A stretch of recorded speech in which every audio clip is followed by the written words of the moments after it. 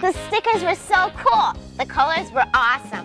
Filled with all the latest scratch-and-sniff ideas. I insist you take special care with my collection of valuable and humorous bumper stickers.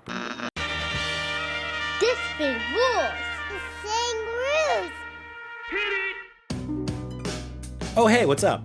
I'm Brian Altano. And I'm Max Scoville. This is a show where we discuss something we love, Unpack why we love it, explain where it came from, try to remember our first impressions of it, share our weird stories about it. maybe learn something new about it along the way.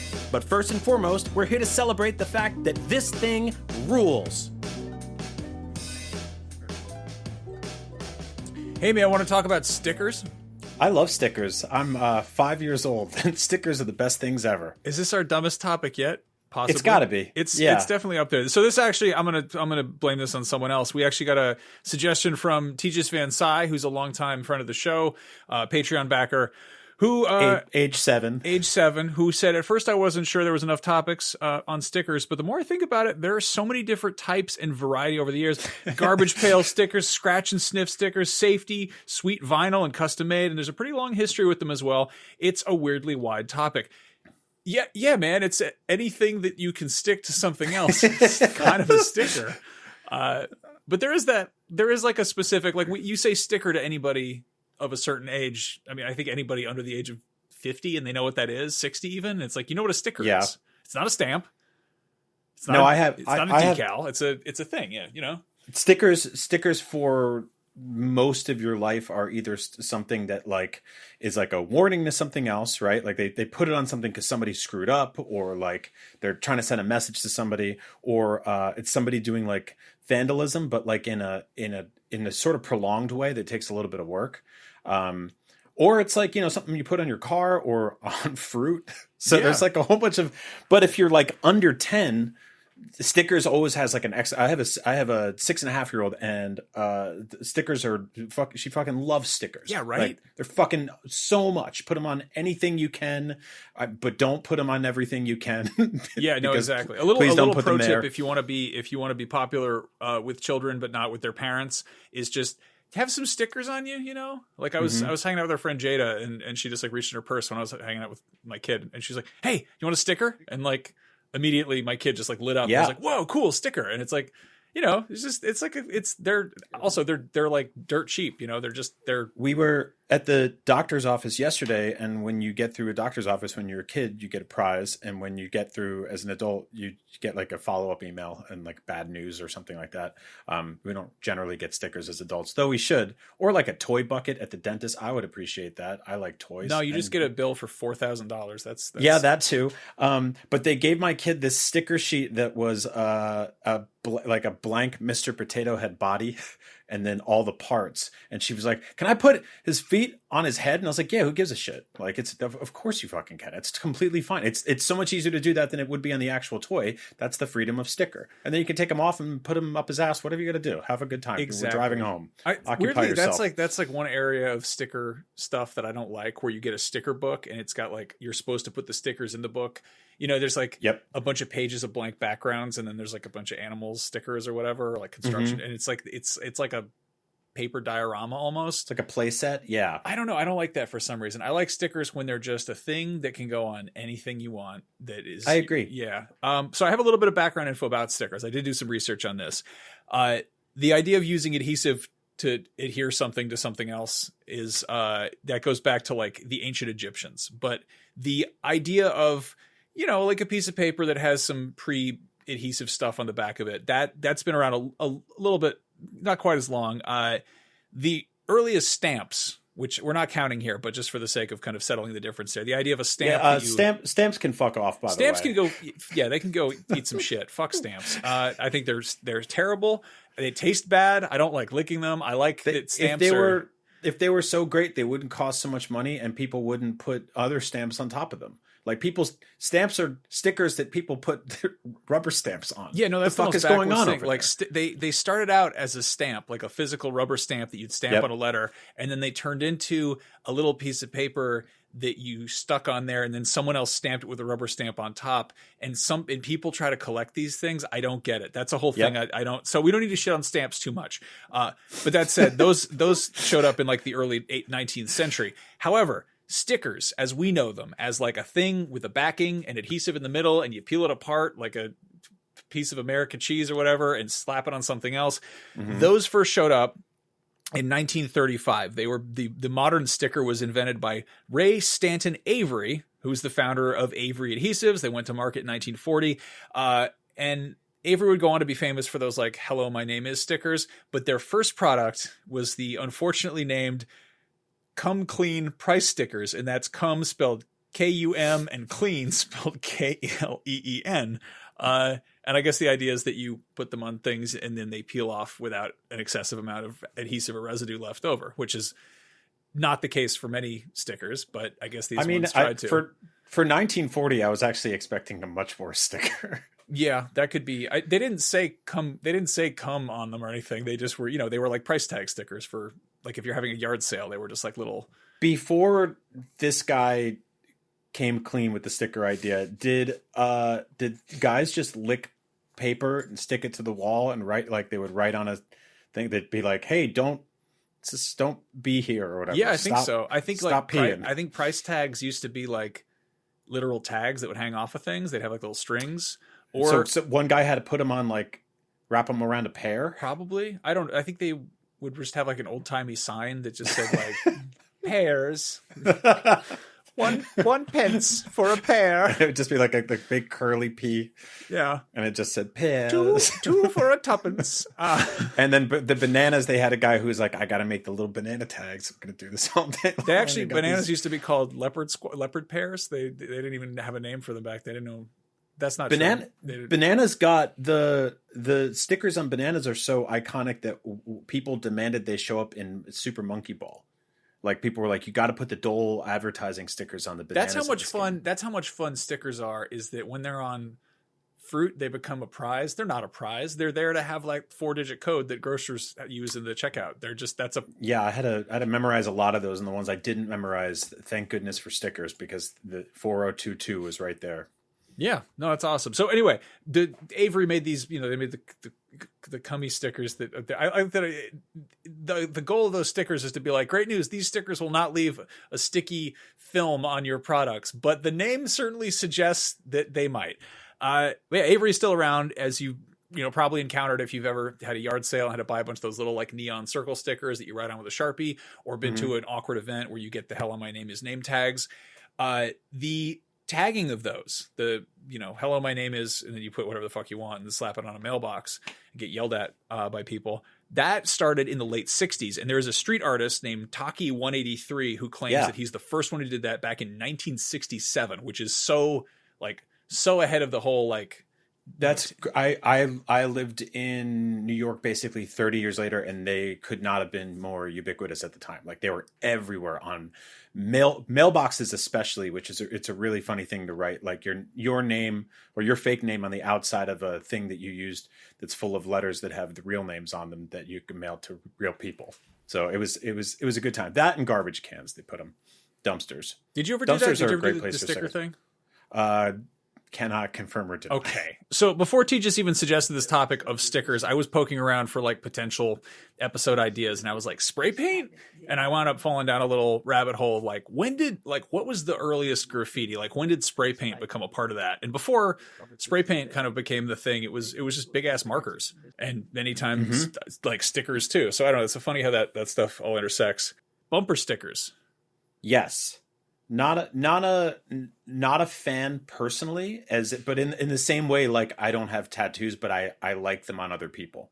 So I can respect the game when I see them on other cars. I saw a particularly fucking stupid one this afternoon, actually, that said, "I'm so broke I can't even get free stuff." I was like, why would you put that on your car? Yes, you can. You can get anything for free if you want it. It's called stealing. What kind does of that stupid even mean? I don't even know. I was like, it's the only sticker on the car. And I was like, what? Fuck you for confusing me with this. But no, there's a lot of really good ones. The ones I loved growing up as sort of a fuck up kid was my son can beat up your honor roll son, or there were just these like this Cold War between the parents of smart kids and the parents of fuck ups.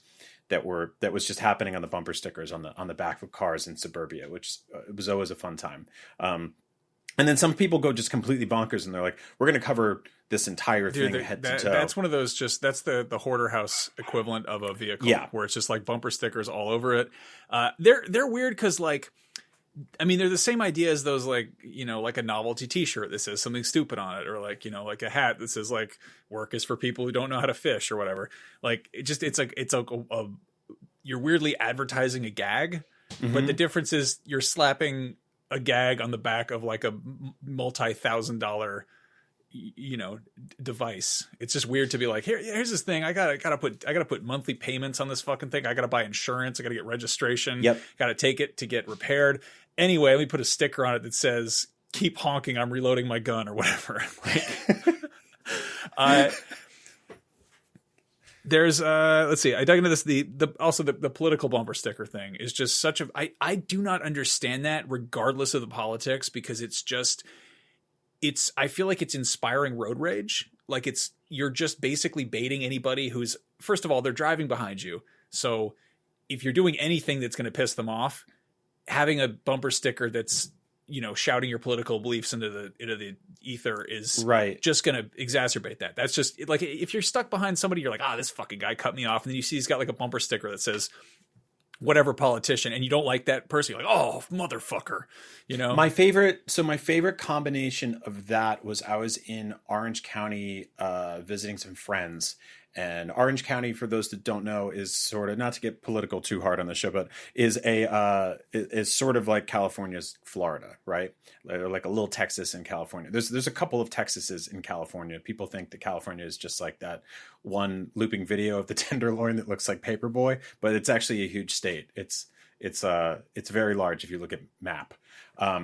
This guy had a big red, it was like a big white truck, and on the back of the truck it had one sticker that said Pelosi, and on next to it was another sticker, which I think that everyone should be able to have, but or nobody should be able to have, but one group of people have taken the sticker and made it theirs, and that's a sticker of Calvin from Calvin and Hobbes peeing on stuff. And there's a lot of new variations of that, and they're almost all Republican. You don't see a lot of leftist people are like, weirdly, we're not the ones that are like thinking about little boys' dicks like that, but I guess they're doing it. So he got a sticker of Calvin peeing on another sticker that said Pelosi, but the sticker he got was white and his car was white. So when he drove by, his car just said Pelosi.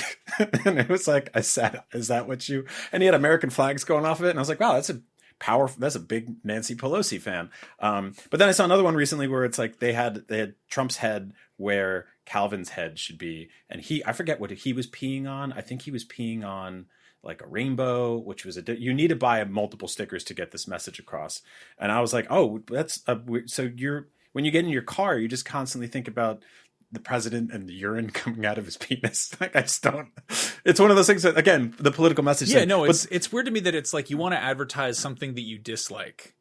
But yeah, with it, the other part of it too is like, I will see bumper stickers from 3 presidents ago, or like, you know, Bernie 2018 or whatever, and you're kind of like, stickers are hard to get to scrape off. Right? So don't put them there in the first place. Yeah, like they're notoriously GameStop like has like this stickers on them, right? And there's something interesting about that part. Like, we touched on the stickers on fruit, right? But price tag stickers tell this like incredible story, which I really love as like and you notice this too, as like an action figure guy and a toy connoisseur.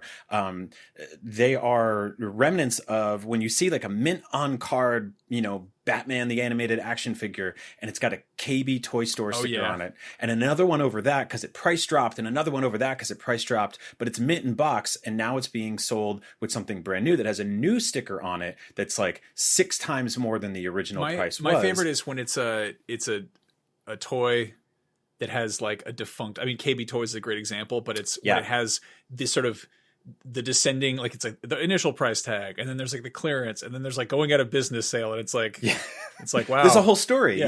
I really like that. One of my earliest memories of it's like when you said like let's do an episode on stickers. The thing that immediately popped in my head was I had this school lunch would like like okay, like when you get Cracker Jacks or McDonald's or whatever, you get a toy with it, right? Or like a prize.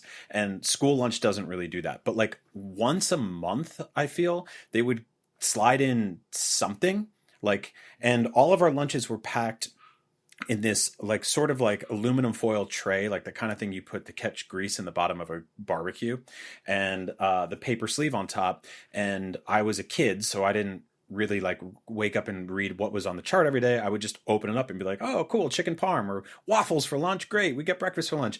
And like once a month they would be like, oh, you also get like a little crossword puzzle card or like something else. And we got this scratch and sniff sticker of it was like a big cartoon fat Italian guy with like a bowl of pasta, and it said like Mamma Mia, and it wasn't Mario or anything like that. And if you scratched it, like it stunk like dollar store oregano. Wow. Like, what and was that? Did that come packed in with pasta? No, it was on top. Yeah, I mean, it'd be funny. It was like it wasn't scratch and sniff before, but after packaging it with cafeteria food, it definitely was. No, I feel like cereal was really the only industry where they're like, we can just shove a toy in with the food if we put it in a plastic bag, and no one else was really like, we got to let's hide like a little bag of stickers in this can of Chef Boyardee. Yeah, let's put our Hot Wheels in the soup. Why not? So yeah, and it's like it was interesting because like decades later, Nintendo did this collection. It was kind of amazing. It was a really good way to rip off people who were stupid like me. But they put out the Game Boy Advance, and this is before like the Wii Virtual Console and all that. And they put together this thing called the Classic NES or the Classic Nintendo series. And it was like they reprinted all of the old NES ROMs, or a bunch of them. Some of the ones that were like in the original black box line. And they sold them for like $25-$30 each. So you could buy the original NES Mario. And GameStop had this thing where they were just like, they got all this like weird promo material. One of them was this like cardboard NES that had like t-shirts inside, but like they had these piles of scratch and sniff stickers that were all based on Nintendo games. And I had like 6 sets of them forever. And I think I all left them back in New Jersey, and I don't think any of them smell anymore. But I mean, if you left them in New Jersey, they probably do. Yeah, they probably do. They smell like something, swamps, or smoke. And so like the Ice Climbers one smelled like weird, like wintergreen gum, and the Mario one smelled like oregano, because they always just associate that guy. I think they were like mushroom pasta or something like that. And then the Donkey Kong one had this like weird tree smell, but it was like a fern tree or whatever, like a Christmas tree. Should have been bananas. Yeah, so the whole thing, and Excite Bike like just smelled like dirt and smoke, like it smelled like burnt rubber. I love that. And yeah, and they were all on one sticker paper. So like you just rip your paw down the front of it and smell, and you'd be like, oh my god, it's just like a fucking fucked up Yankee Candle just exploded in my nose. And that was like one of my favorite sticker sets ever. If I could hunt down a new version of that still smelled, I would buy it. Okay, so there's a really, really weird overlap between video games and scratch and sniff, and I do not for the life of me understand why. But let's just do a few of these here. Gran Turismo 2 and FIFA 2001 featured scratch and sniff discs. I don't know if that was a special edition. Wait, what? Yeah. Yeah.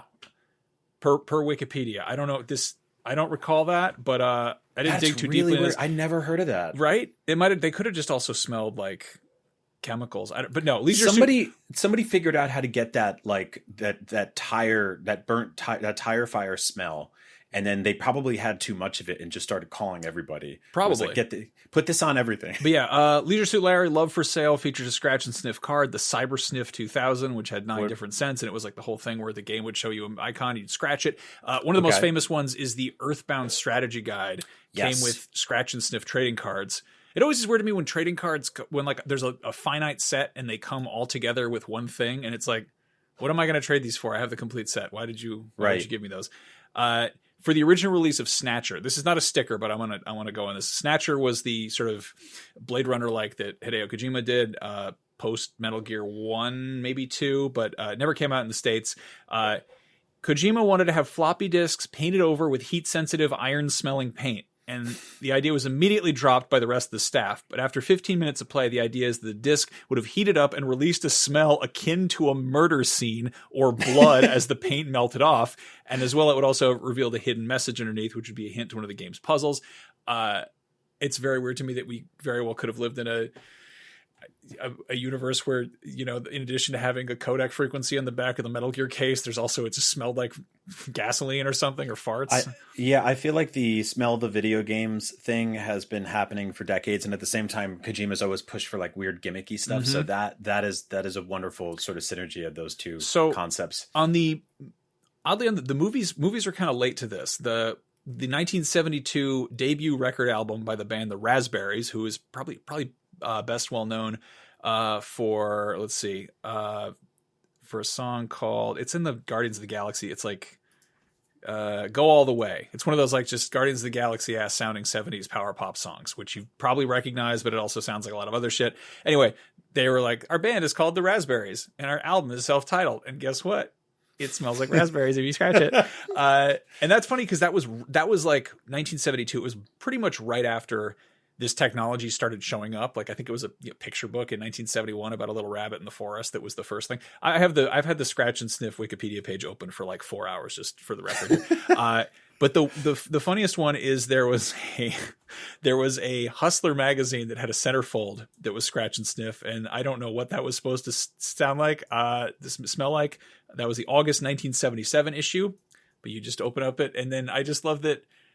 You know, it's not bad enough that you're doing the cartoon thing where you're holding the centerfold open, and you're twisting the magazine sideways and you know, looking at something obviously. Right. In addition to that, you just start pawing at it and rubbing your face into it. Like just how to look like a pervert in public. John Waters, the infamous, like just purveyor of excellent filth, made what is it called? Odorama, I think, for the movie. Yeah, Odorama was a gimmick that was included with a 1981 movie, Polyester. And basically there was a little card that included all these funky smells. And I dug around and I found out what the smells were. They were roses, flatulence, model airplane glue, the kind that people huff, pizza, gasoline, skunk, natural gas, new car smell, dirty shoes, and air freshener. And dirty shoes? Yeah, he put this out there for this movie when it came out. And a few sort of film festivals and like throwback, you know, cinemas have gotten together and like recreated this card and been like, you can do this. And it's funny because a few other movies resurrected the idea. I think like one of the Spy Kids did it, and one of the Rugrats movies, which is like way more what you'd expect this technology to be thrown at rather than like a weird, you know, kitschy art house type of thing. Yeah, so that's all Scratch and Sniff stuff. I don't think we have enough to make a whole episode out of that, but you know, I wanted to kind of take that detour for No, I'm glad we went down that road because I'm a big fan. So speaking of roads, I do want to touch on the bumper stickers thing briefly. Those have been around since the 1950s, and if anyone cares, the first political ones were in the 1952 presidential election between Dwight D. Eisenhower and Adlai Stevenson. And it was just two slogans just kind of warring with each other in like almost a congenial way, where it was, I like Ike, or all the way with Adlai. And there's something so like quaint about that, you know? It's like a little rap battle, but it's like not, you know, nobody's getting shot. Well, I like him. I'm voting for the good guy. I like the other guy. He's good. As for stickers in sort of a trading card capacity, in 1961, I'm so excited to read this series of words to you. In 1961, Benito and Giuseppe Panini created the Soccer Sticker Company in Modena, Italy. And the first trading cards were stickers were the 1962 to 1963 Panini football album. I love there's like a whole it was at Comic-Con this year or last year. There was just a Panini booth, and I was like, oh, they've made like a whole bunch of pop culture stuff. There's this store in town that my daughter bought like a pack of Panini Disney princess stickers like a couple months ago, and I was like, oh, I bet you have a bunch of cool stuff, and it was just soccer, and I was like, oh, I mean, apparently that's a whole sub, like we're not really sports guys. It's just really funny to me that was like, you know, that wasn't like Topps or Fleer or, you know, whatever. That was just these two like Italian dudes being like, let's put stickers in here. And they put out like a whole little album that was honestly a lot simpler than doing, you know, having trading cards that you have to find a special binder for, or you just, I guess it's easier to trade them that way. But there's something nice about like, it's almost like having a stamp card where you're like, once you get the sticker, you put it in your book. It's not going anywhere. You stick it there. It's kind of apparently Panini does sticker cards for Fortnite now. So they've got some heavy hitters. They know what they're doing over there. That's crazy. They're still around. Frozen, FIFA, Fortnite. Wow. The three Fs. Yeah. But yeah, they also partnered with FIFA for the World Cup in 1970, and that was kind of their big, thing that blew up. But stickers really blew up in the 70s and 80s, just as stickers by themselves, not being a trading thing, just being as a thing that kids could get and stick on shit. And I feel like this is kind of veering into the stuff that we're familiar with. Obviously, Lisa Frank is a big one. Right. She founded Lisa Frank Incorporated in January 1979. The company, which originally focused on making children's jewelry, which is a weird thing to say. I feel like children's jewelry just sounds like it's like saying like women's food, It's like it's like oddly specific. But the company was called Sticky Fingers, and then they veered into stickers and basically anything else that you can print rainbows and dolphins and kittens on them. So that's the rest is history there. She mentally had an arch nemesis, which was the Garbage Pail Kids for me. And those were awesome because they came with stickers, and like many trading card sets, when you put together a bunch of them, you could build one huge card. And like I slowly did this on the back door of my bedroom growing up, where like I just built I built like one huge sticker Garbage Pail Kid card. I don't remember who it was, something revolting, obviously some deformed baby whose head was exploding or something, called like shitty Steve or whatever. Like, some baby who's just dying from like on a toilet. Freddy. Just I have a framed son of a bitch Dave. They sold like oversized, I don't even know if they still do this. They sold these like oversized Garbage Pail Kids, and I have one framed in my office called Burnt Brian, and it's just a bald guy dying in an electric chair while he's just tearing into a grilled cheese that's on fire. I love how hard they just went on offending people in there. There was just one of those things where like when it came time for parents to censor Mortal Kombat on behalf, I was like, oh hon, do you know like the road I've been on to get here? Like, do you know what you bought me 5 years ago? Like when I was 7 years old, I want Garbage Pail Kids. I want the baby on the electric chair. Are Garbage Pail Kids, are they the most like prolific and Garbage successful? Kale is when it goes bad after a few days. I think it's just I just call it Kale for short. Fuck Kale. But no, like are they the most successful and like lucrative spoof of something? They're up there, yeah. Because they were there. They were just shitting on Cabbage Patch Kids, and then they became trading cards. It's funny that they were probably dolls at some point, but that was never their selling. They were trading cards, and then they were a movie, right? If they had been action figures when we were kids, I think a lot of parents would have noticed faster how horrific they are. But it was easier to hide a stack of cards. I think also Wacky Packages was another one that was and those were stickers too, and they were really cool. It was just like they would just make fun of. I was at a grocery store, and they had a capsule toy machine there, and it was all just poop and shit and turd themed remixes, and I got one. It was like 50 cents, and you get 3 little toys, and one of them was like turd Ritos, and it was like just fake fucking. It was a little plastic like action figure size bag of Doritos, but it had like little orange turds on it. It's like, okay, that's really funny. I really like that a lot. Glad you're, and like for the longest time, I'd be leaving the grocery store, and my kid would be like, Dad, do you have quarters so we could get the turd toys? Like, okay. Sure. That I don't know, that fills me with like a little bit of hope about the state of the world. But there was, do you remember like the sort of sticker craze that was just like there was Mrs. Grossman's and there was like Sandy Lion, and like you go into like I feel like Papyrus had them or something, but it was just you go to like a corner of some little store and there'd be these like wooden racks that had rolls of sticker paper on them. Mm-hmm. And like some of them would be little tiny things, some of them would be like big ass things, and like you'd peel off a few sheets and like you'd basically go and buy them piecemeal. I didn't realize this, but that was sort of a revolutionary concept. Again, one of those things you just kind of take for granted as a kid. But Andrea Grossman, the titular Mrs. Grossman, she apparently ordered a bunch of like construction paper hearts, or she cut one out of construction paper and sent it to a printing company and was like, make more of these, which doesn't, it all sounds kind of like a lopsided plan to begin with. But I guess they shipped her a bunch of stickers in a roll instead of in like sheets. And she was like, aha. And then proceeded to make stickers that came on rolls, which was probably just, oh, interesting. I think it's just an easier way to like, you know, piece them out. And it's kind of Yeah. fun. Like it's just, I don't know, let's put stickers on toilet paper, sort of like it's. Do you know you see them? We used to see them a lot more decades ago, but you see them now in dive bars or tattoo shops or bookstores. But they're the big machines that have this flat tray, and you put 4 quarters in, and you put it in, and you pull it out, and you get this like blind box basically, but it's just like a little paper sleeve, Yeah. and it has a sticker inside. Those are really cool because those are like dedicated sticker machines that I feel like there used to be more of in places. They would have them in arcades and places where they had like birthday parties and stuff like that.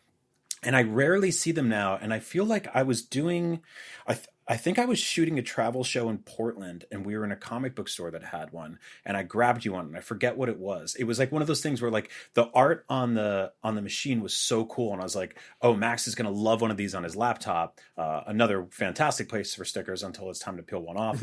And I put the quarters in and just got this like weird, just like, I was like, I don't even know. And I brought it back and I gave it to you, and you're like, thanks. I was like, I don't know. That was a fun, stupid transaction. So that's the thing is I do really love a good sticker. Like I feel like I'm kind of past, I don't know. I'm at this point where like getting more action figures is like more shit to worry about, like more stuff to clean up. And I'm like, where do I put it? And like a sticker is like a little tiny thing. And you know, if I don't like it that much, I give it to my kid. But if I really like it, I put it on something cool, put it on my like laptop or my, you know, water bottle. Like there's some things I'll put stickers on and some things I will not. Like, you know, I wouldn't do it. I wouldn't put a sticker on the car. I don't want to do that. I got to put it on the wall in my house. I realized that one thing that I didn't get to enjoy growing up is like we always rented, like we always had like apartments and stuff. And I never stayed any one place long enough to have a wall that I had just fucking ruined with stickers all over them. But like I had friends who did that growing up where it'd just be like, they'd get the, like the stickers that came with like skate gear in the 90s. Yeah. Like hookups and, I don't know, Spitfire, shit like that. And just slap it on the wall. It'd be like the middle of the wall, just not next to anything. It was just like, this is just the most teenage thing to do that. A couple of years ago, I was like, oh, my home office studio thing doesn't have a like filing cabinet in it, and it's like weird because I work in video production. It's a mostly paperless job. I don't have a ton of files, but I'm like, I do need some sort of thing to keep like wires and spare laptop cables and shit like that. And I did like a more research than necessary and got like a filing cabinet for my office. And then immediately was like, oh, you're supposed to put stickers on this. Why do I think that? And then I remembered IGN in the old San Francisco office, we would gather around every single morning, like everybody, for our morning stand-up meeting, right? And it was 9:30 every morning. We would like Zoom call into LA and some other offices, sometimes the UK, and we would all gather around like this TV and microphone that was mounted above this gigantic filing cabinet that had like 15 years worth of video game promotional stickers on it. That somebody it was sort of like the gum wall in Seattle. Yeah. And it was one of those things that I didn't, like, when stuff like that happens, you don't really stop to think about how cool and impressive it is and how important that is to time and history. And it's the kind of thing that, like, I don't know where it is now. I wish if we could find it, we could donate it to like the Video Game History Foundation or whatever, because it's the kind of thing they would love to have in their office. Stood around that goddamn filing cabinet for like, years and every day and never thought about it that hard. But like that absolutely, like, I can picture it in my mind. The thing I love is I have no idea what was in there because, again, we didn't really do a lot of filing. It's not like we worked at, the IRS or something. Like, I don't know. Yeah. Like probably old copies of EGM. Like, I don't HDMI cables or something like that. Like a promotional Lara Croft bobblehead. So like, I want to touch on this. Like there's that feeling of getting a sticker. And I feel like this is one thing that I haven't grown out of, where you get a really good sticker. And there's that dilemma of like, I want to save this to put it somewhere really cool. But also, if you just have a loose sticker, it's going to get lost. Like its purpose is to stick to something. And like, again, as an adult, finding something that you can put stickers on is like sort of, you're going to feel around for it.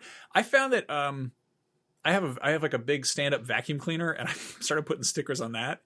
And it's really funny because it just looks sort of like if Tom Morello's guitar, if he used it to fucking clean stuff, like it does. It's just, you know what's dude, it's so weird when you said let's do an episode about stickers. Like the second or third thing I thought of was Tom Morello's guitar, which has some stickers on it, but the most iconic phrase on it is "Arm the Homeless," which is done in like scratchy paint. And for some odd reason, my brain was like, "Oh, Tom Morello's guitar has the "Arm the Homeless" sticker on it," and it's not. It's so fucking weird. I thought. I literally have a tab open that says Tom Morello's guitar. Yeah, we got the same flavor of brain damage, man. Yeah, we got dropped on the same side of our scratched and head. sniffed the same stickers as kids.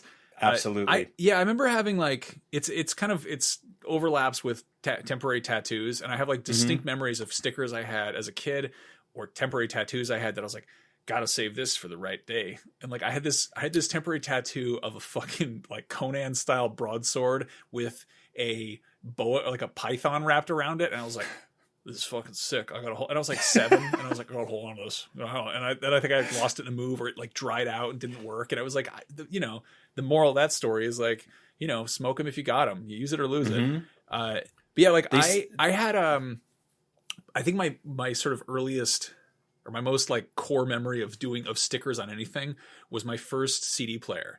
Was like a Sony Walkman. It had like the clamshell lid. It was one of the, got this in like 1997, and it didn't have any skip protection whatsoever. So it was like a Walkman you didn't really walk with. It was just, I think it was a Discman before they could even call it a Walkman, because if you walked with it, it would just go and your songs wouldn't play very well. I remember that. You would have to hold it in your pocket in a specific way so that if it bounced at all, the CD wouldn't just clang up and down against the lid and skip. It's crazy. That was just like a thing we just dealt with. But yeah, I had this. You could walk down the street holding it like a waiter. Basically. Yeah, no, but I got that for my, I don't know, 11th or 12th birthday, I forget. And I, was like, this is a cherished, like cool ass item. And I got like a little CD holder thing. And I got like Fat of the Land, Evil Empire, just like a, handful of CDs. And I was like, I got to put some shit on this thing so people know that it's mine. And like one of the first things I got was I got a Prodigy sticker from Hot Topic, the Prodigy logo with a little ant, and I slapped that on there, and it went kind of diagonally across, so like a sort of a elongated like pill shape. And I was like, what do I put on the rest of this? And I don't remember the only thing I remember besides the Prodigy sticker, and this is definitely weird in hindsight.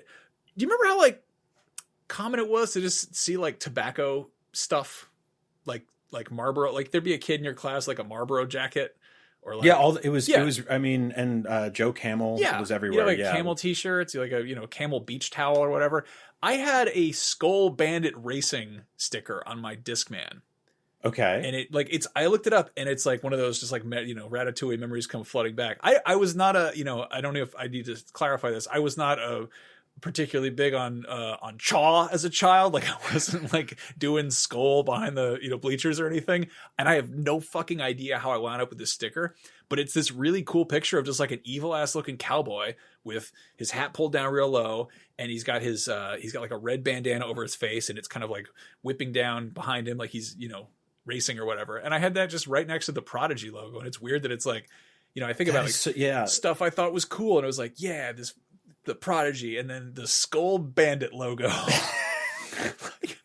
And like that was a sticker that I deemed cool enough to put on this fucking CD player. And then I got a Playboy bunny sticker. Remember when Playboy bunnies were just everywhere for no reason? That and it was like the silhouette of it's just like a woman sitting. Yeah, the mud flap trucker design. Yeah, that thing. Yeah, I think I got one of those from one of those ones you put the quarters in and shove it in, and it always like it's the same payment mechanic as buying detergent at an old laundromat. Like you just got to shove a bunch of quarters in and pull it out, and then you think it jams, and you pull out this little cardboard folder with a sticker in it. Mm-hmm. I wound up with a Playboy bunny sticker, and I was like, I had this neon green boombox, and I was like, this is getting one sticker right in the middle. Like the Playboy bunny was green too, and I had this like weirdly like this. It looked like a pervert Xbox. Like it was just this neon green boombox with like a Playboy bunny on it, and it was like, you can listen to tapes, you can do CDs, you can't do anything involving remotely Playboy stuff, but sure, whatever, why not? So I want to shout out an artist who I really love. I've been buying a bunch of his shit recently, or for like the last year or two, named Paul Rentler, or Prentler. and he does a bunch of sort of like kitbashed black and white composite collage artwork. It's usually like it's very sci-fi horror themed, and he sells sticker packs every month, and it's awesome because when you buy them, you just get like a bunch of weird crazy stickers, and you're like, well, I spent good money on these and they're really cool, so I better put them somewhere where I can see them and appreciate them often. So it's just started, his work's been like sneaking around my home. I've got this my wife and I had this IKEA table in our kitchen for like 12 years. And when we finally bought a house, we upgraded to an actual table that wasn't like covered in scratches and stuff like that. And I moved that table into the garage, and I was like, well, this is like a workbench table until I get a proper workbench table. Time for stickers. Time for stickers. And so, yeah, anytime somebody sends me that company, Roosevelt does really cool like button down shirts, and they send them to me all the time, but they also put like a sticker in each pack, and a lot of them are like original designs. A bunch of them are like weird wacky packages type stuff. It'll just be like some fucked up tiki drink with like a skull coming out of it, and I'm always like, I don't know what to do with these, and I'll just stick them on this table. Yeah. Hot sauce companies will send them to me. It's the so I'm best. like, yeah, I'm starting to build this whole like sticker table down in my garage, and I'm just like, what compelled me to do this? And it's like, well, because why not? Like, this is just, it's a cool surface. I get to see it all the time. They're smaller than posters. They celebrate shit that I love, and they bring me joy. So yeah, no, and they're flat. I don't have to dust them. They take up less than any space. Like they don't take up no space, but they take up such a, nominal amount. Like, I love it. You get a, you buy a t-shirt from some ad you saw on Instagram, and they include some stupid sticker, and you're like, yeah, fuck it. Why not? I'll put that on something I own. And it doesn't take up any space. You'd have to put a lot of stickers on something on top of each other to take up any noticeable amount of space in your world. And obviously they're kind of an eyesore if you're like a tidy person, but I think it's good to sort of compartmentalize and have a specific few items where you're like, it's a sticker free for all.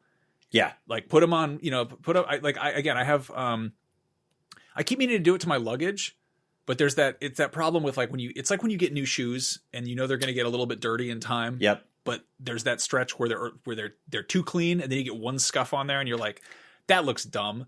But if you I got stickers made for my first solo album, Misanthrope, and I was like sticking them around town in San Francisco before realizing like this has my name. Who could have done this? It looks there's me on the album cover, and I don't know. If there were cops in that city, I would imagine that they'd like to think that, I have a whole street team. But no, I bought, I've been buying the same suitcase over and over for years. And I think when I first bought it, like, I didn't realize like, oh, it's the Amazon best-selling suitcase. And like, there was like 3 years I'd go to the airport and I'd be like, fuck, everyone has the exact same suitcase as me. So I would take this sticker of my album cover and put it on the top of the suitcase, so anybody who saw it coming down the conveyor belt would be like, that's not me. And when I took it, people would be like, that's definitely him, because his face is on the suitcase, which is better than just having a name tag, because it's like, I know that, hey, that guy with the aviators and the 5 o'clock shadow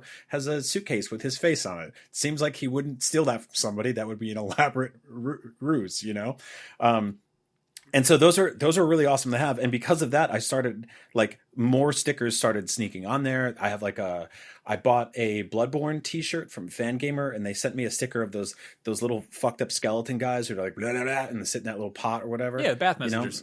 Yeah. Those guys. So I put that on there. I have a Podcast Beyond sticker on there and a bunch of other shit. And it's like, it's slowly been creeping up. And like, I brought it to LA the other day or recently. And like the lady, like, ran through it because she found my like coffee stuff in there, and she's like, what is this? And then slammed it back, and then now the handle's broken, and I'm like, I got all these stickers I love on this thing I'm gonna have to replace soon. So that's annoying. Take a picture of it. It'll last longer. It's true. But no, I had my work laptop that I'd been holding on to for ages. Like I've gone through, God, I've gone through so many laptops over the last 20 years that I've just slapped stickers on. And like, I don't think the IT department is wild about it when it's a work laptop, but they don't say anything. And also they encourage us to put stickers on them because when we're on camera doing, hosted shoots and stuff, and we've got the logo for the laptop company that lights up, and people know it's a fucking MacBook. They can tell if you put an IGN stick over it. That doesn't really prevent that. But like, I'm like, oh, you're concerned about mixed messaging branding. You know what? Let's go fucking nuts here and just make it a complete collage. So my last my previous laptop from work, I covered in stickers. If you've ever seen Max and I's old show Up at Noon, we're both sitting there at the desk and our laptops are just like, I mean, our desk is covered with junk, our background's covered with junk, and our laptops are covered with stickers. And it was great. It's just like a lot of very pop culture noise. And then this time around, I got what I think it's supposed to be for a car, but I went on Etsy and bought this like Wu-Tang sticker for my laptop. It's just the big yellow W, and I put it on there. And then I was hosting at Comic-Con and I was doing like a live reaction segment to the Marvel panel, and they were like, we might be worried about the Wu-Tang logo there because like Wu-Tang didn't pay us for this, but the Wu-Tang logo is covering an Apple logo who also didn't pay us for placement. So I took an IGN cue card that said like IGN Comic-Con and put that over it. So it's like covering. So I like used tape to cover a sticker which was covering a logo. And then I guess no one sued us. And then we talked about other people's intellectual property live. Yeah, I feel like at least one member of the Wu-Tang Clan is named after a Marvel character anyway. Like, just... I mean, RZA's been on that stage and you interviewed him for that movie about bank heist in New Orleans or something. Yeah. That we all remember. I had a fun moment the other day where like my kid was, I was working or something. My kid came up and was like, started just asking me about the stickers on my laptop. And it was one of those like, this is an annoying toddler question. But then I was like, no, wait, this is actually really cool. Do I remember where all these stickers came from? And it became this like, you know, these are souvenirs. Like you think of souvenirs as like... You have one of our coworkers, Gabe, sent us, I don't know if you still have it, but he sent us like a pack of stickers of the Toxic Crusader cartoon show. Do you still have that one? Oh, yeah. No, that was from my old got laptop, which got filled up. But before I had to trade that in, I snapped a clear photo of it, and I keep meaning to just like, I don't know if I'd frame it, but like, I'd like to have like a little picture of it somewhere. Like maybe over the years, like put it in a scrapbook or whatever. But yeah, no, right now I've got one. It's the fun thing about having a kid is you occasionally wind up with stickers that would not otherwise have crossed your path as a available bachelor. But I've got Kojima Productions. I've got Best Day Ever Tattoo Parlor where I got some tattoos done. Destructoid, the old blog I used to work for. I have like a stack of stickers from Destructoid. That used to be a thing where we just had like piles of those. And we'd go to like PAX or whatever, and they'd be like, "Go put some of these in the bathroom." And I'm like, "What kind of website is this? What are we doing? This is street team shit." But yeah, no, I've got like, Jared Petty, who works over at Limited Run Games, sent like a whole like Tomba remastered press kit, and so I've got this sticker of just like Tomba like with a big fucking metal ball he's throwing around. I'm looking at his fucking keychain I've had on my wall right now. Yeah. I wasn't even like a Tomba guy, which was weird. I had to peel stickers off of this keychain because it had like the protective sealant stickers. Yeah. We didn't even get into that. The dark side of stickers is the side you put on stuff, and then when you peel it off and it's all sticky and it's super fucking annoying. It's the opposite of that. Usually the dark. It's the opposite of that thing where you peel off the protective film of a new thing, you know? Yes. That's nice. Yeah. But yeah, I don't know. Like, I'm not going to describe a bunch of stickers I have on my laptop here, but it's like it makes me happy to look at it. You know, there's so much stuff where you're like, I'm trying to have an identity. I'm trying to like, you know, express myself. Like, there's that bit in Office Space about like pieces of flair, and it's like very, you know, very cringe and very like kind of just a desperate attempt to be like, oh, what is your identity assembled in small trinkets? But I don't know, when you do it of your own volition, it's really lovely, and they're in that weird middle ground between like t-shirts and tattoos that I really love. Yeah, it's like art prints and stickers and trading cards and stuff that's just like, hey, this is really special, but not special enough to have on my body forever. Yeah. I don't know. I think that's the thing. Is like maybe someday I'll come across a sticker that's so good that I'm like, I need to get this tattooed on my body because at some point I got to trade this laptop into the IT department. Get your laptop tattooed on your body. That's a stupid enough idea. I might just go get right above your butt. Just get like a big, you know, and then put with the Apple logo sort of shining out. I love that I've definitely worked with people who have like Apple logos tattooed on them, and it's like, what do you put over? Do you put a sticker on that when you're on camera? Like, I don't. I want to make some stickers. Like, I realized that like they're actually really cheap to get them made, and like growing up, they were this like mystical thing that, you know, came from a special. We should make weird heat stickers. And put them on places. And this thing rules. Just, comedy button and Game Spidey briefings. Just make a whole sticker pack for just silly shit. Yep. Just to throw some like, you know, some copyrighted shit in there too. just be like NBA. Just put a QR code that's got our home addresses. Just go slap that on mailboxes. Just Yeah. Anyway, stickers are great. I love stickers. They make me happy. I didn't think we could talk about stickers this long, but we sure as hell did. So I definitely thought we could talk about stickers this long. Well, thanks for sticking around. Oh, God damn it. Before we go, just a big, huge thank you to our producer pals over on Patreon, Ben Burkhalter, Kevin Lemasurier, Steve Cam, Josh Page, Donald Cole, Caleb Hilliard, Billy McKendry, Chip Chunkling, and Scott Davis. Thank you all so much for your support.